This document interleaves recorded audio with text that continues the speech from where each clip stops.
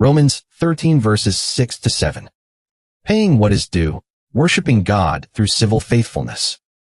In the heart of Paul's epistle to the Romans, where doctrine meets devotion and theology becomes ethics, the apostle confronts a subject few might expect in a chapter about Christian love and transformed living, taxes.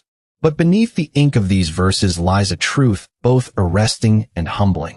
God governs not only our souls but the structures of society in which we live. Paul, writing to believers under pagan rule, elevates civic responsibility beyond civil obligation. He unveils a sacred dimension to mundane duties. Rendering what is owed becomes a reflection of who we worship.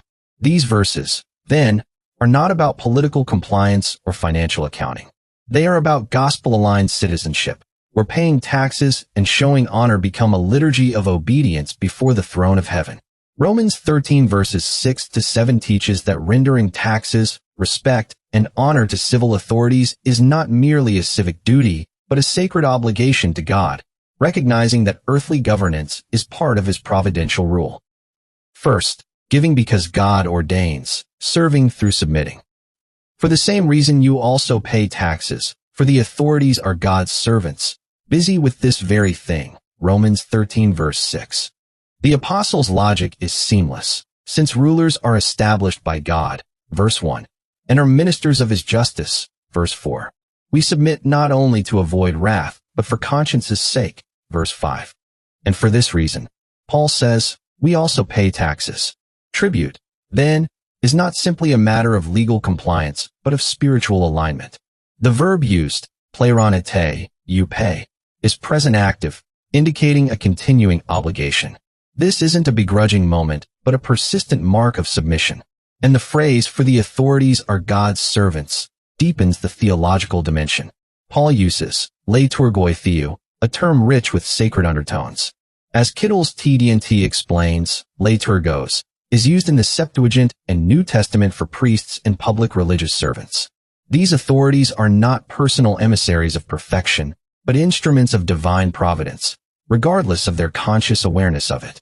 Paul's terminology here also presupposes a theology of common grace, that God uses even unbelieving, unjust, and flawed rulers to uphold order, protect life, and serve the good of society. Their authority, however imperfect, forms part of the scaffolding of God's temporal mercy in a fallen world. The phrase, busy with this very thing, eis auto tutor proskarturentes, uses a participle meaning to persist diligently. The state, for all its imperfections, labors to maintain public order, justice, and welfare, tasks in which God's common grace is active. Paying taxes, then, is not funding tyranny, but supporting the architecture of God's governance. As Haldane wisely observes, to support those who preserve civil peace and social good is not merely reasonable, it is righteous. The magistrate, though fallible, operates under the sovereign scepter of God. To contribute to their support is to acknowledge that divine scepter in practice. Second, paying what is owed, a life of ordered integrity. Pay to all what is due them. Taxes to whom taxes are due, revenue to whom revenue is due, respect to whom respect is due, honor to whom honor is due. Romans 13 verse 7. Paul turns now from principle to practice. The verb apodote, render, is imperative, authoritative, deliberate. The believer is commanded not to withhold, evade, or rationalize avoidance, but to give what is rightly owed. The fourfold structure, to whom, is due, is emphatic and rhythmic. The noun, orphele, denotes obligation or indebtedness. It is not optional or sentimental. It is a matter of integrity.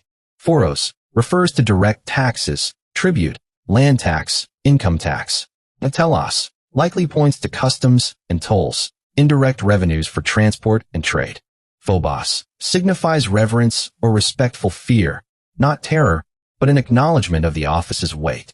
Timai connotes honor, esteem, respect, recognition of dignity and role. As Calvin notes, Paul places civil, financial, and social responsibilities in the same breath, each flowing from a Christian's reverence for God's ordering of the world. These are not discrete obligations, but threads of one seamless garment of godliness. This is not blind allegiance. It is conscious submission in light of divine providence. We give not because rulers are inherently honorable or always just, but because the God who appoints authority is always just. As Jesus said, "Render to Caesar what is Caesar's, and to God what is God's." Mark 12, verse 17. But here Paul shows that rendering to Caesar is one way of rendering to God. Haldane reminds us that these imperatives serve both God's glory and the gospel's testimony. A Christian's failure to pay, respect, or honor can discredit the faith they profess. But faith that gives what is due reflects the one who gave all to redeem. And yet, Paul's counsel is not blind to the reality of injustice. In cases where regimes are grievously corrupt or hostile to truth, the believer must navigate their civic obedience with discernment and prayer, ever seeking to honor God while walking wisely amid unjust systems. Reflections for today. We rarely think of taxes as sacred. Filing returns, renewing licenses, or budgeting for deductions seldom feels like a spiritual act. But Paul strips away the secular veneer and reveals a hidden glory. Every lawful coin given, every respectful word spoken, can become an echo of heaven's reverence, because our civic lives are lived coram Deo, before the face of God. Yet how often do we approach these duties with quiet resentment? We comply, but with a sigh. We pay, but protest with our tone. In Christian circles, sarcasm about rulers is common fare.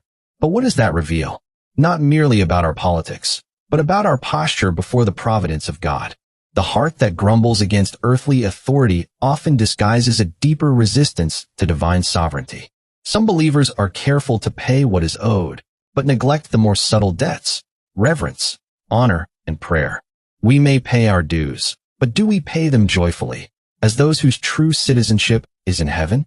Or do we mirror the cynicism of the age, baptizing rebellion in the name of discernment, forgetting that our King governs not in spite of history, but through it? In today's world, distrust of authority is no longer countercultural. It's fashionable. Governments are criticized not for what they do, but simply for existing. And sometimes, that criticism is deserved. Civil institutions can become corrupted, oppressive, or co-opted by ideologies that use the language of Christianity not to uplift the lowly, but to entrench the powerful. We have seen how Scripture is sometimes twisted to sanctify racial hierarchy, inflame class resentment, or baptize partisan power. In such climates, Romans 13 is often either weaponized to demand blind loyalty or discarded as irrelevant. But Paul's call is neither naive compliance nor angry withdrawal. It is consecrated discernment. To honor authority is not to idolize it. To pay taxes is not to surrender conscience. To show respect is not to endorse tyranny. The believer must learn to live in the tension, to submit without selling their soul, to speak with reverence even when resisting with resolve. For some, this text is a mirror. It reveals not only how we pay, but how we speak. Not only how we file, but how we feel. Have we grown too accustomed to suspicion, too conditioned by cultural scorn, too easily swayed by political messiahs who promise to restore righteousness, but require the compromise of gospel truth? And for others, these verses offer solace. You may live under systems that are unjust, where integrity is costly and righteousness is mocked. Remember, God sees. He does not call you to passive silence, but to steadfast faithfulness, to render what is due, not out of fear, but out of worship, not because the system is holy, but because you are called to be. This passage reminds us that the coin may bear Caesar's face, but your life bears God's. And one day, every authority will answer to the judge of all the earth. Until then, we walk in integrity, not as subjects of the state, but as servants of the King. Conclusion. Romans 13 verses 6 to 7 offers a vision of civic life that is neither idolatrous nor indifferent, but deeply integrated with discipleship. The Christian's interaction with government is not a distraction from devotion. It is an expression of it. Even the mundane becomes meaningful when rendered in the fear of the Lord. Paying taxes, showing respect, offering honor. These are not just economic or political acts. They are liturgies of submission to the one who reigns over all. So let every tax paid, every law obeyed, every word spoken about leaders be offered not merely to Caesar, but to the sovereign who ordained all things. For the coin may pass from your hand, but the worship must rise from your heart. Nothing is neutral, not even taxes. For the believer, all things, Even civil duties are rendered unto God.